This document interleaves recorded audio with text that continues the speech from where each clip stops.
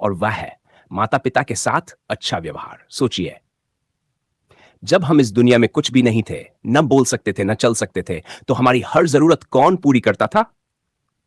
हमारे माता पिता। मां की कुर्बानी भाइयों और बहनों, मां का दर्जा इतना ऊंचा है कि नबी करीम सल्लल्लाहु अलैहि वसल्लम ने फरमाया, जन्नत मां के कदमों के नीचे है।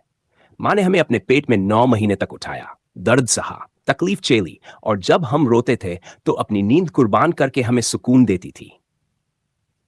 आज जरा सोचिए, क्या हम मां की एक रात की नींद कभी लौटा सकते हैं?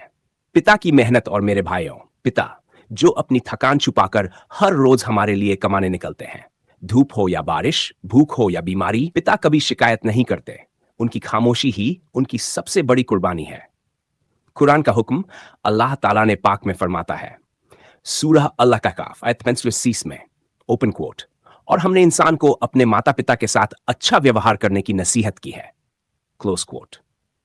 अल्लाह हमें सिखाते हैं कि जब इंसान जवान होता है तो उसे यह दुआ करनी चाहिए, ऐ मेरे रब, मुझे तौफीक दे कि मैं तेरी नेमतों का शुक्र अदा करूं और अपने माता पिता के साथ नेकी करूं। यह सिर्फ पढ़ने की आयत नहीं है, यह जिंदगी जीने का तरीका है। आज का हाल, आज हम क्या देख रहे हैं? माता पिता बूढ़े हो जाते हैं तो बच्चे उन्हें बोझ समझने लगते हैं।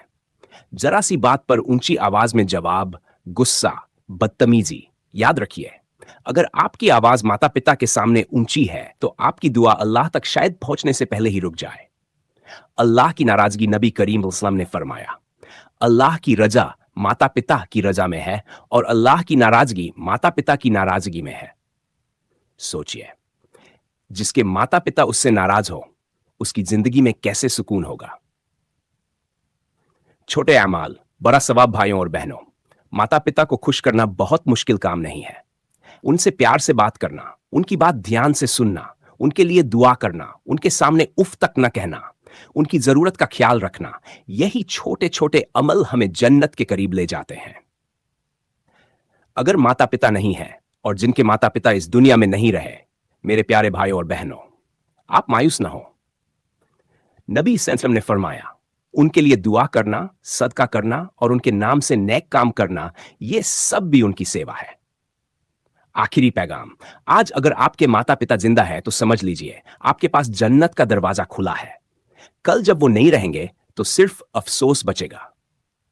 दुआ आए, आखिर में अल्लाह से दुआ करें, ऐ अल्लाह, हमें अपने माता पिता की कदर करने वाला बना, उनके हक अदा करने की तौफीक दे और उनकी वजह से हमें जन्नत नसीब फरमा।